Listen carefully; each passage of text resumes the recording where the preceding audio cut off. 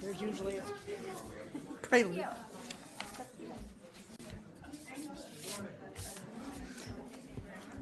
Good morning. Good morning. Welcome to the Unitarian Universalist Congregation of Danbury. We're glad you're here. My name is Margaret Henderson. My pronouns are she and her. And I've been part of this group for 7 years now, since my husband and I moved here from St. Louis, Missouri. I've led our social action team, and I just finished a stint as president of the board. Please silence your phones if you have not already done so. I'm so glad that each of you could be here and join us, because you are an essential part of our worship this morning. You strengthen the group and add a vital energy to it, whether today is your first Sunday with us or whether you've been here many, many times. As we gather in this building here today, we respectfully acknowledge that this land was and is the traditional land of the Paguasset people. This morning, we have Juan Fonseca Tapia with us. Juan is a community educator, advocate, and activist. You can read all the details in your program, but I don't think your program mentions that he came to the U.S. from Mexico at the age of 5, I think, and he's been in the Air Force. He's had an interesting life, and because of his varied life experience, he brings a unique perspective to his work, which I look forward to his sharing with us today.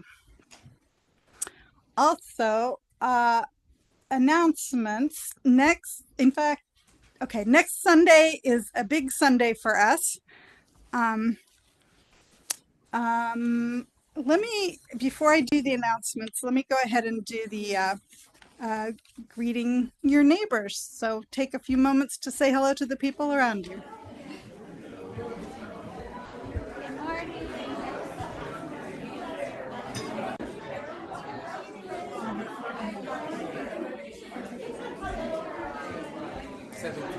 17? Yeah. Sorry. No.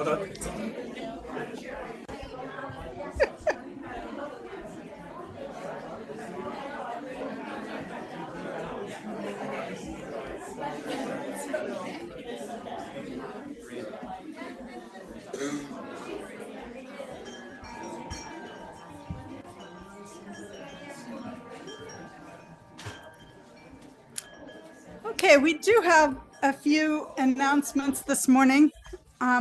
Next Sunday is a big Sunday for us. We have the water communion, water ceremony. It's not a communion with the wafer and the wine, but it is a joining together after a more relaxed summer. And then we also have, drum roll please, the Fall Family Fun Fair. There are flyers for thank you. There are flyers for this out in the foyer. We encourage you to take one and put it up where families will see it. Everyone is welcome. It'll be during the service. And after the service, we have after the service. It'll be after the service, 11:30. Good. Okay. Thank you.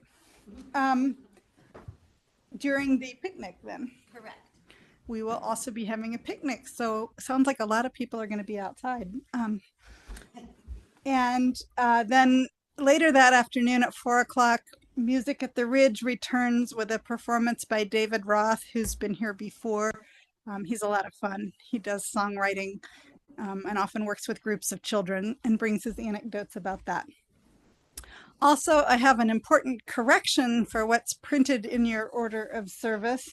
The next women's gathering is this Thursday, but it will be here in Fellowship Hall downstairs, not off-site at a restaurant. So please pass the word if there's anyone who's not here today. Yes, no reservations or anything needed, but there are contact people mentioned in the order of service. Okay.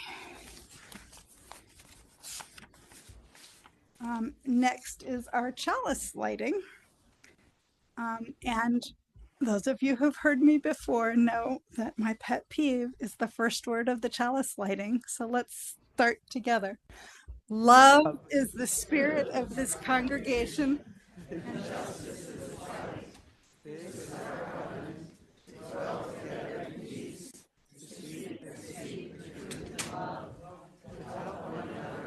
And celebrate life.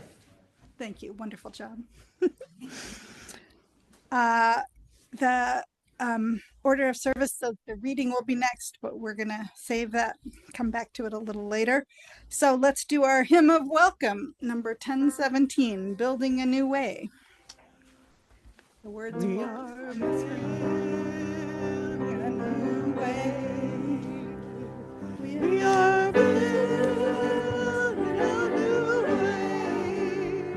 We are building a new way.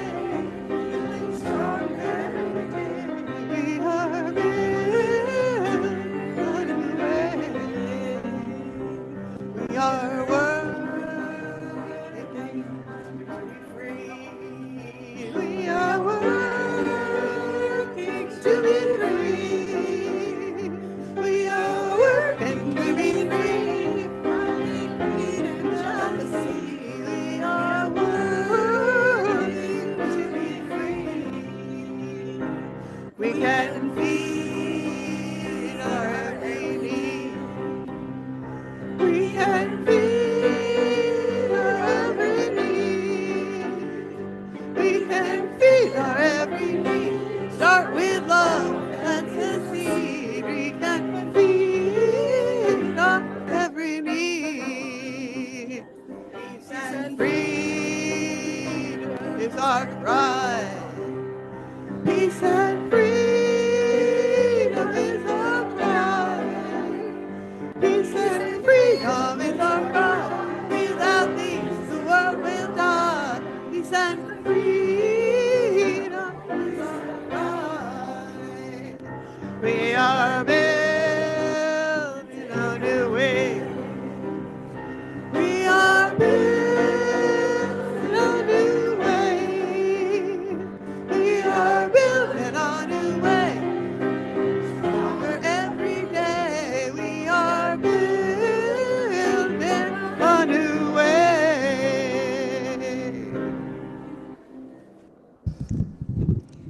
Thank you. You may be seated. Do you want to lead the children's affirmation? Yeah. It's so good to be together.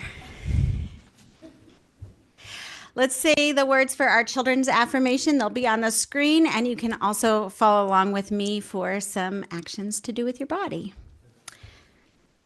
I'm just waiting for them. We are Unitarian Universalists. We are people with open minds, loving hearts, and helping hands. We care for the earth and each other. A certain father had children who were forever quarreling among themselves. No words he could say did the least good. So he cast about in his mind for some very striking example that should make them see that their discord could lead to misfortune. This, by the way, is an Aesop fable. One day, when the quarreling had been much more violent than usual, and each of his children were moping in a surly manner, he asked one of them to bring them a bundle of sticks. Okay, any kids in the room want to come forward to help me with the sticks? Okay, come on up, come on up. So he handed the bundle to each of his children, like I'm going to hand it to you, and he told them to try to break the bundle. See if you can break that bundle. Ooh, it's tough. Each one tried really hard. Okay, hand me the bundle back, and we're going to try something else in a minute. Each one tried really hard, but none was able to break it. The father then untied the bundle.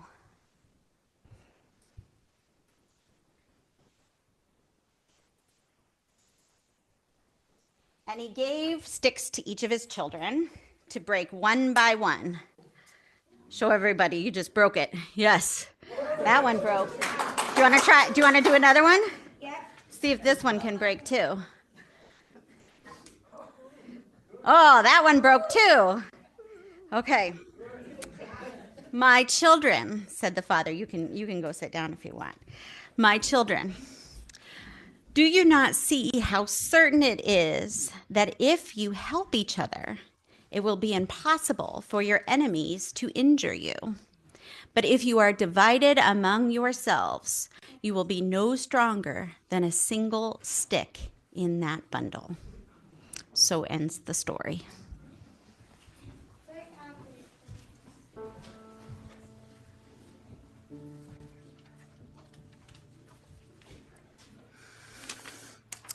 We will do our milestones now. This time is really is a sacred time. We come together as a community in quiet contemplation. Through this sharing, we remind each other that we're all in this together. This sometimes painful and sometimes wonderful human experience. Together, we create a heart space for seeking and granting forgiveness, a place where we may put and share grief and loss, as well as healing and hope. To keep this time sacred, we refrain from making announcements and political statements. We will start with silent milestones in a moment. First, I want to say if you're with us online, please write your milestone in the chat if you like when we get to, or you can do it now for spoken milestones, or if you just prefer to put an X for a silent milestone, I will put a stone in the bowl of water for you. Would like to start with a moment of silence.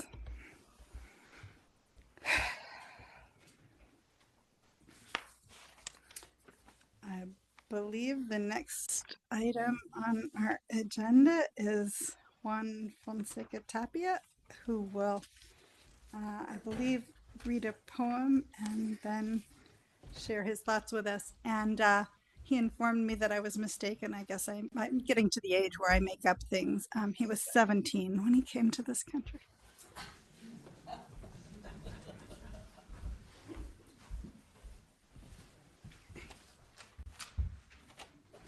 Can I move the computer? Yeah. Okay.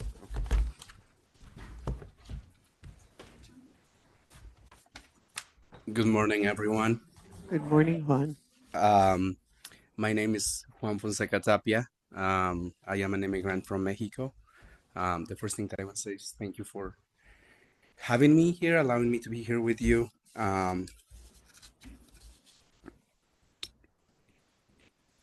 It feels strange to be here because I feel that I'm starting to forget what feeling at peace feels like. So thank you for allowing me to be here with you all. I think that you got this. It's a poem that I would like to share. As I said, I grew up in Mexico, and I'll share a little bit more about why I picked this poem after I read it. So you have it if you can follow through it.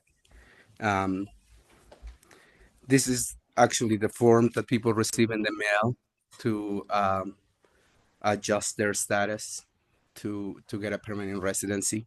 That's what the form looks like. And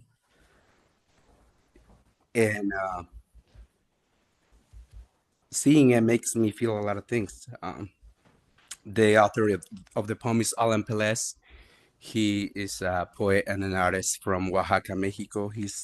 They are Afro-Mexican.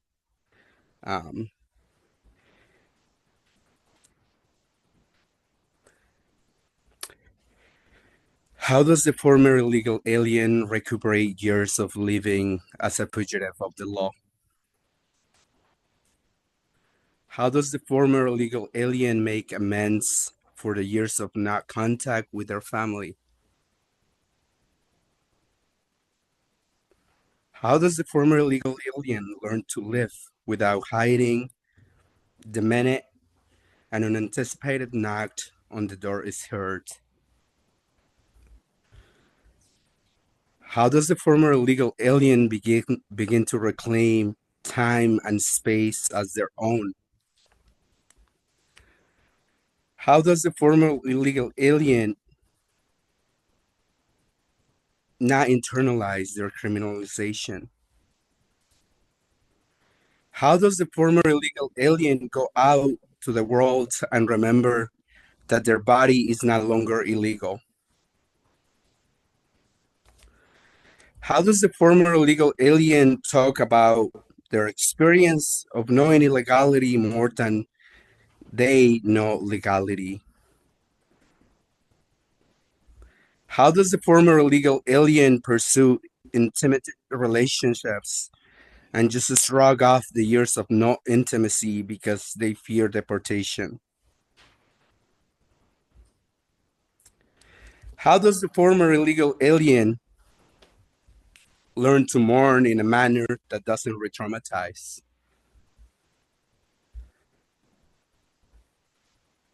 How does the former illegal alien learn to love in a way that is not informed from fear? How does the former illegal alien learn to advocate for themselves at work, at school, at the public state house, at the laundry, at the supermarket, at the bathhouse, with a newly found legality?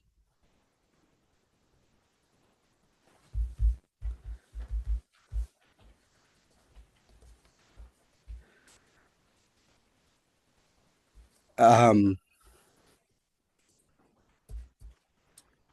as I said, I am from Mexico. I grew up in a town called Chamacuero, which is an hour outside of Puruándiro, which is the biggest city in Michoacán. Um, and I grew up like hearing the adults talking about these documents in my house. I am the youngest of 10. Um, and it's Labor Day weekend. My dad started the process to petition me and all of my siblings after I was born in 1993. He was able to petition us because his back is broken, because he worked in the fields of California all his life, picking up strawberries and onions and garlic. And again, I remember seeing these documents. I remember how excited my family would get whenever we would get one of these letters in the mail. But those letters having taken a long time to get to my family. Two of my brothers are still waiting for that letter, and it's been 31 years.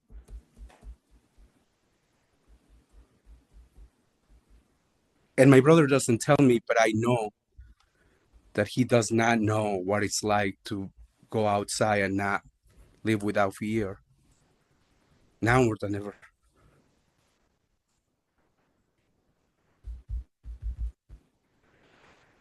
I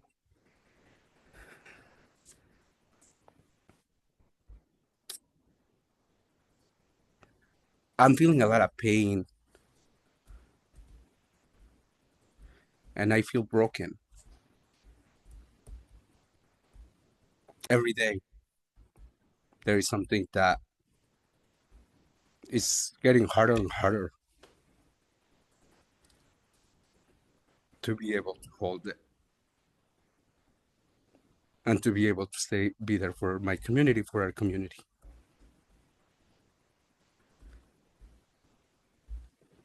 I'm feeling a lot of rage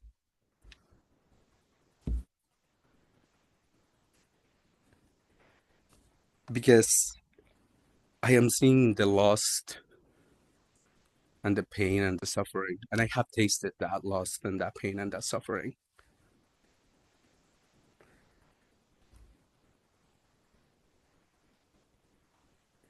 The past 2 months have been really hard,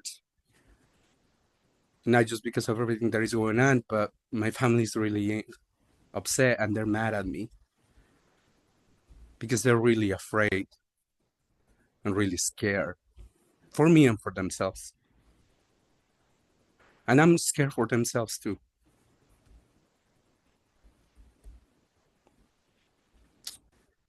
Over the past 6 weeks, I have almost been taken by ICE twice. I have my naturalized citizenship. I got this document in the mail. I signed up to serve in the military. I am still in the military. I have been in the military for 11 years. But it's happened twice. And I feel it in my body that it's just about time. And I'm really scared for my family. I don't know if I don't know what would happen to them if something were to happen to me. My mom died when I was 7. Um, and a year after that, one of my brothers was killed by a drunk driver. He was 15. And in 2015, one of my nieces died by suicide after living with years of trauma because ICE raided their home in upstate New York at 3 in the morning.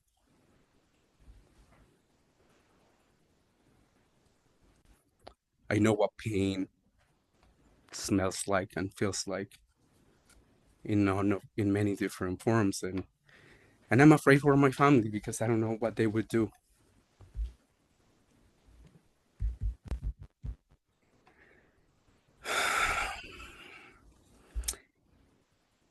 But I keep on doing what I do because I always think of children.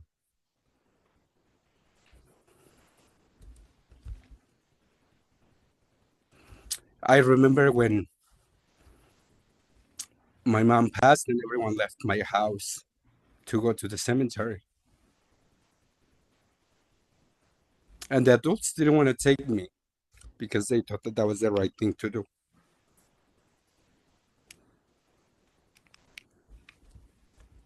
And all of them came back except for her. She never returned.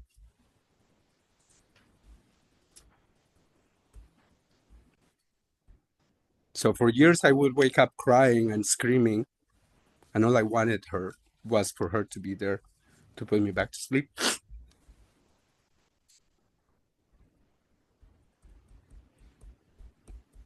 So when I feel the danger, that pain, those memories are way stronger than danger. And I do what I do, and I have been doing what I have been doing because I don't want children to feel the type of pain that I have felt. I want them to have a childhood and to have dreams because I didn't. Um, so yeah, my family is really upset, and I know that they're upset because they're very scared. As I said, for the past several months, I have been followed, not just by ICE, but also by Denver police. I have been stabbed. I have been detained. And I know that I'm being alienated in the community, the same way that many other people who are deciding to stand up are. And that it's part of the system.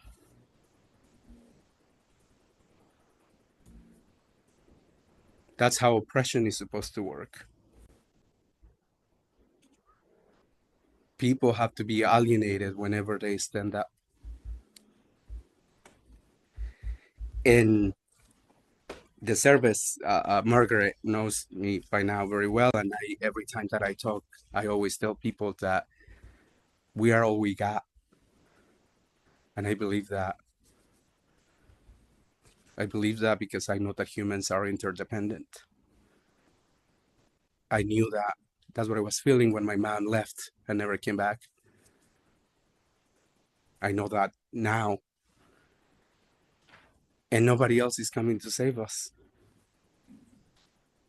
It's us. Institutions are not going to save us. Laws are not going to save us. It really is us. That's all we got.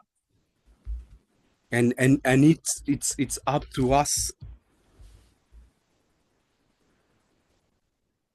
to make sure that we use the power and the institutions that we have and put the values into action, because that's what we need right now. We are safer in bigger numbers. When we're bigger, it's harder for them to round us up. At this point, it's not a question about whether or not fascism is coming. It's here. So what do?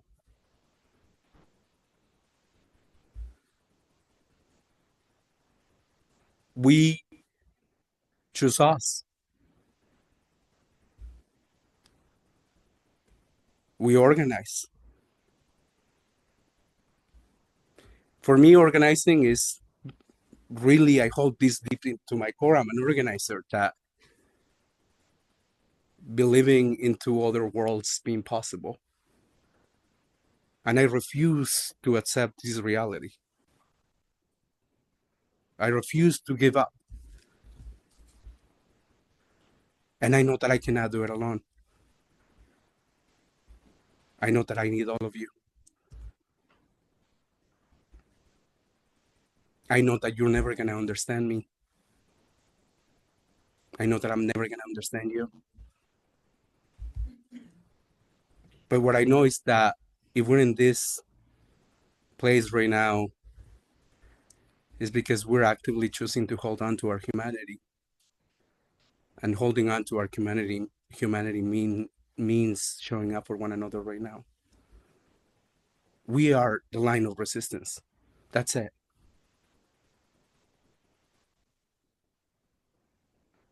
It really, really is up to us.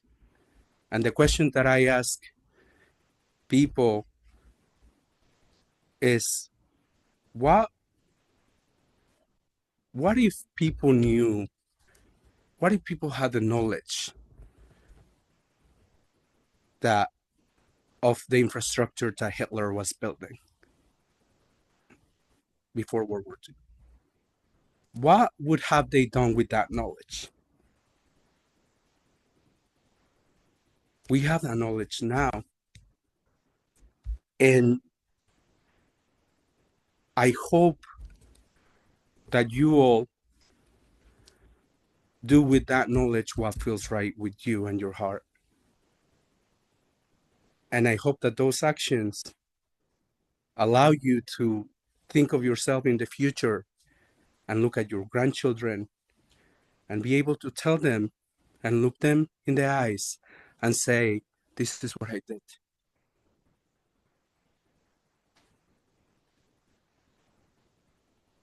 I hope we all can do that.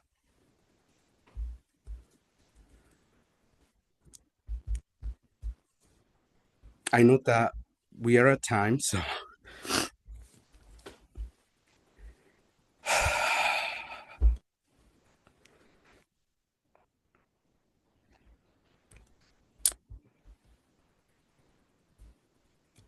a lot of people say that what we're seeing right now, we had never seen it before.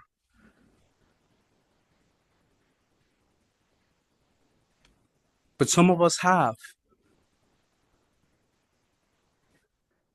the concentration camps in which people are being thrown into are not any different from the carceral state that this country has built to put black people in. The militarized tactics that this administration is using to surveil us and terrorize us and intimidate us are not any different from the tactics that black people have experienced since their existence of time. What my people are facing right now, what my community is facing right now, is not any different than what black people have faced, than what Palestinians are facing right now.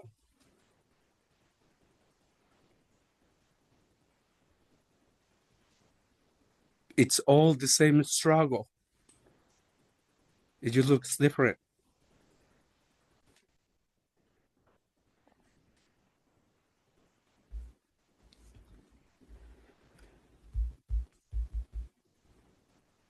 I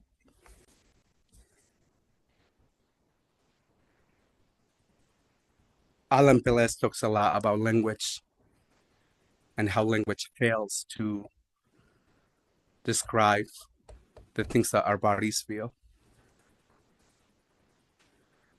And when it comes to solidarity, I feel the same way. If you go up and look up solidarity in the dictionary, it says that it's a noun. And I think that it's wrong. I think that solidarity is a verb.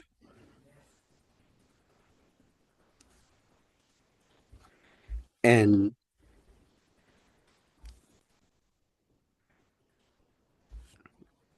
I am asking you all for solidarity to become action and courage and love and joy and compassion, because we need it. I need it.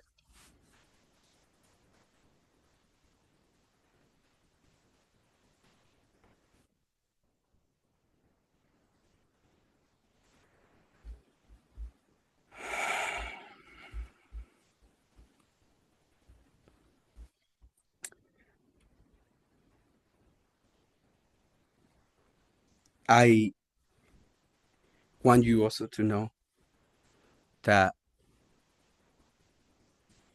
I don't do this work because I'm passionate.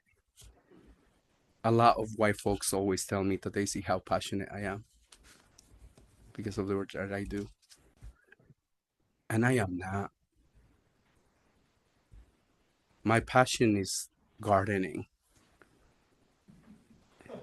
and plants and food and good tequila and dancing. That is my passion. That's what makes me feel alive. I do this work because, as I said, I have experienced deep, deep, deep pain.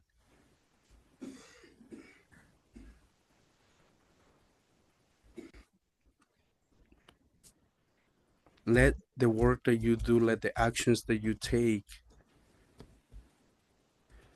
be because of what you're feeling, hoping that we together can create a world where we're able to share our passions with one another. Again, thank you for having me. Thank you for allowing me to be in community with all of you. And I hope you can join us because we are running out of time. And if maybe it's not going to be for us, but there are children in the room. Let's do it for them. Thank you.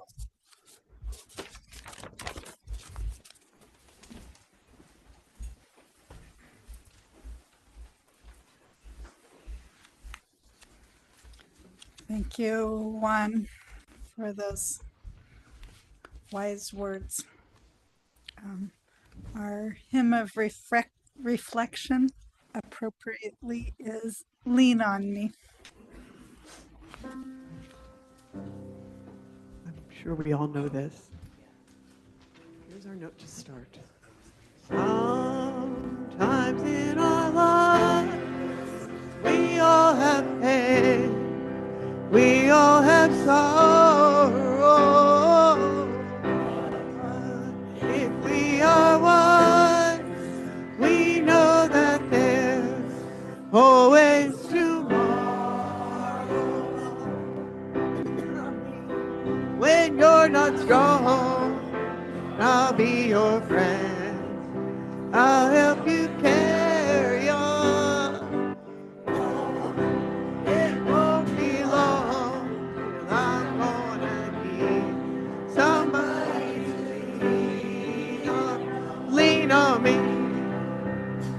Oh, sorry. Please swallow your pride. If I have things you need to borrow, oh, no one can fill those of your needs that you know.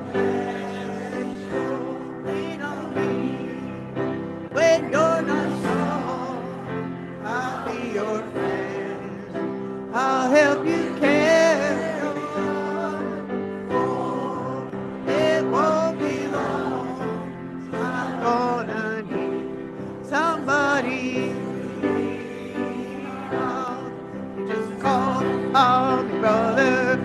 You need a hand. We all need somebody to lean on. I just might have a problem that you'd understand. We all need somebody to lean on. If there is a load that you can't carry, I'm right up the road. I'll share your load. If you just call me, lean on me when you're not strong, and I'll be your friend.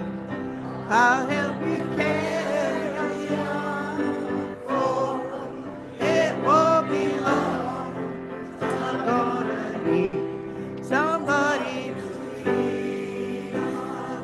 Just call me, call me, call me, call me.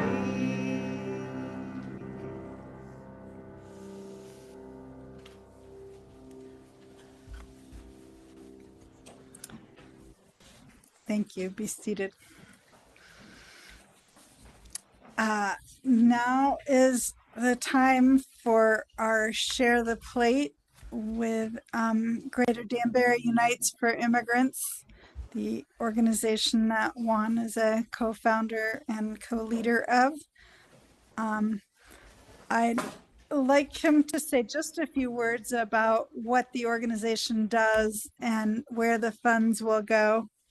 What we do for Share the Plate usually is 50% of what goes in the collection plate goes to Juan, goes to Greater Danbury Unites for Immigrants. I'll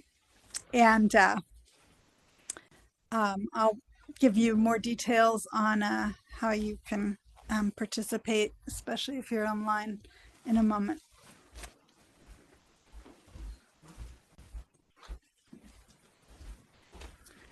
Thank you, and again, thank you for your willingness to support us. Um, they Before I share a little bit about where the funds are going, I want to express our deepest gratitude to the UU and to Reverend Sierra Marie and Margaret, because you all have stepped up and taken action. And there have been times when we had families that were not safe at home and we needed to take them to a church. And I texted different clergy leaders in the community, 911, and I called them several times. And the one that has always answered has been Reverend Sierra Marie. And it has always been clear to us that the UU is a place where we can bring people and that you all can the UU is doing everything that you all can to support us. Some of that work is supporting families after someone is kidnapped and disappeared. We all know that we live in a society where families have needs that are not met, but when crisis occurs, all those needs get exacerbated and come to the surface, especially when the person that they're taking is the main provider for the household. It goes from groceries to trying to figure out a way to find legal representation, to try to figure out a way to pay for bonds. The group, we have a post-disappearance work group, which again, Reverend Sierra Marie is one of the leads for. So some of the funds have been used that we're raising to support families. We started with nothing really. It was Camila and Carolina Bortoleto, who are two forces in the state. We met in September of last year and we said, what are we gonna do? We knew that we were gonna have to do something, regardless of what administration we got. And that's when everything started. We have no infrastructure. We're organizers. Sometimes we know what we're doing. A lot of times we don't. But we walk and we ask questions to each other. The other big portion of the work that we're doing is helping families prepare emergency plans, which means that in the case that a parent or a caretaker was taken, somebody else can take care of their kids, which is really important, especially now that kids are back in school. So we provide workshops and help families create those plans, which are very difficult to create. Because through the work that we have seen, it almost feels like that families are creating a will. And that's what we need to do. So that's where some of those funds are going. And the funds are not going to me. Trust me, I would run away and just go to Puerto Rico for 2 months, but no, they're not going to me. So note that there is a group of core leaders that are part of the core team that is driving the work forward. You see my face, but I wouldn't be here without all the other folks. Nina is another person that is here that is part of our core team. And again, Sierra Marie. So thank you. And that's again how some of the funds are being used. And thank you to the UU again for being able to put your values into action.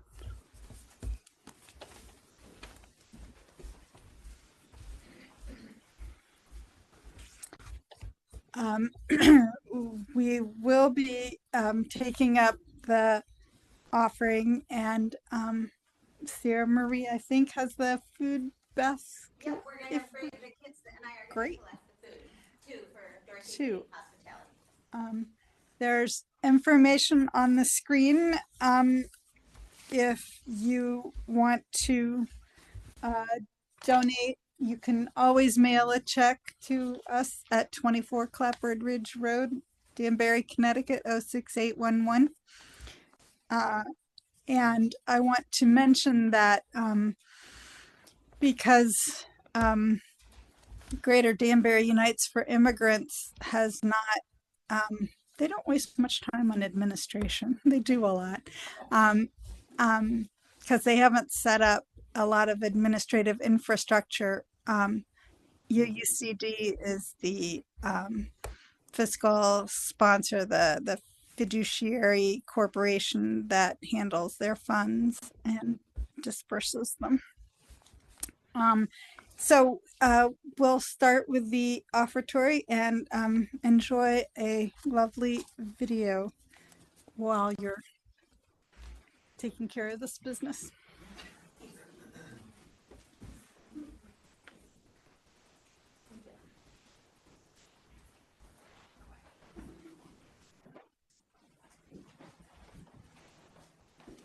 I've been walking with my face turned to the sun.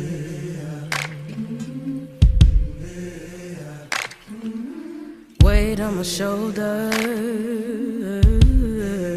a bullet in my gun. Oh, I got eyes in the back of my head, just in case I have to run. I do what I can when I can, while I can for my people. While the clouds roll back and the stars fill the night, that's when I'm gonna stand up, take my people with me. Together we are going to a brand new home, far across the river. Can you hear freedom calling, calling me to answer? Gonna keep on keeping on. I can feel it in my bones. Early in the morning, before the sun begins to shine, we're gonna start moving towards that separating line. I'm wading through muddy waters. You know I got a made up mind, and I don't mind if I lose any blood on the way to salvation. And I'll fight with the strength that I got until I die. So I'm gonna stand up, take my people with me. Together we are going to a brand new home, far across the river. Can you hear freedom calling, calling me to answer? Gonna keep on keeping on.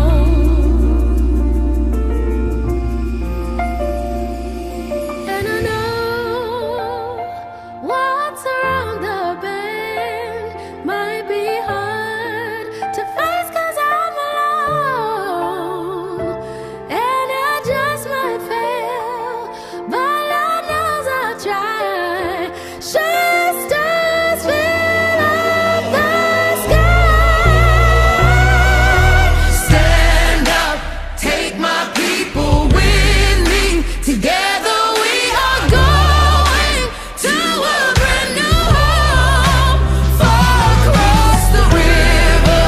I hear freedom calling, calling me to answer. Gonna keep on keeping on. I can feel it in my bones.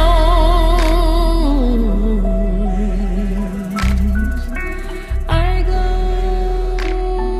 to prepare a place for you. I go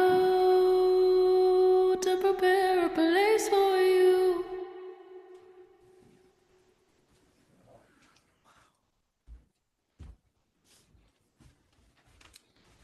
That was Cynthia Erivo, whom you may recognize from the movie Wicked. And I haven't seen Harriet, the movie about Harriet Tubman, but that's clearly who she's channeling. The time has come to extinguish our chalice. And so if you'll join me in the chalice extinguishing words, which will appear on the screen. We extinguish this flame, but not the light of truth, the warmth of community, or the fire of commitment. These we carry in our hearts and out into the world until we are together again. Hymn of celebration, Siahamba, is a Zulu hymn. And I'm going to teach you the Zulu words just one little phrase at a time. Repeat after me. Siahamba. Kukanyen. Kwenkos. One more time. Siahamba. Kukanyen Cuencos. We're going to sing it in English, then Zulu, and then Spanish. See ya, huh? Oh no, we're going to start with English. Sorry. We are marching in the light of God. We are marching in the light of God. We are marching in the light of God.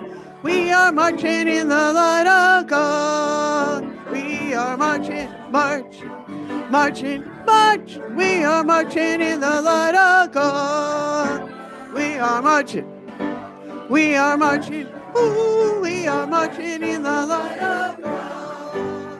See a hamba kukanyen cuenco. See a hamba kukanyen cuenco. See a hamba kukanyen cuenco. See a hamba kukanyen cuenco. See a hamba. See a hamba. Ooh, see a hamba kukanyen cuenco. See a hamba. See a hamba, ooh, see a hamba cucanyen cuento. Spanish. Caminando en la luz de Dios. Caminando en la luz de Dios. Caminando en la luz de Dios. Caminando en la luz de Dios. Caminando. Caminando, caminando en la luz de Dios. Caminando, caminando, caminando en la luz de Dios. English.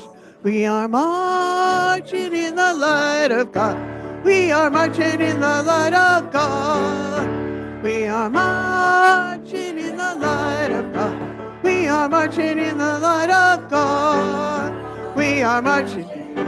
We are marching, ooh, we are marching in the light of God.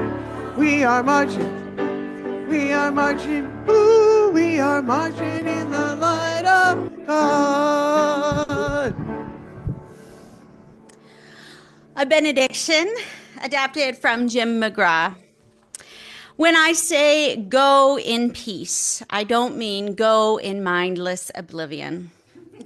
When I say go in peace, I don't mean go without challenging yourself or others. When I say go in peace, I don't mean go in utter ease and comfort. When I say go in peace, I mean go in peace, seeking justice. I mean go in peace, committed to equity.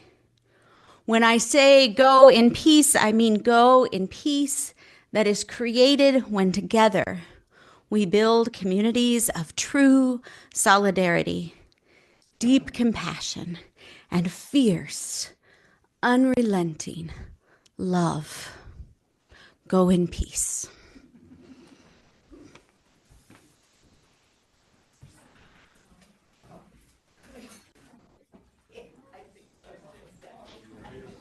And join us for coffee.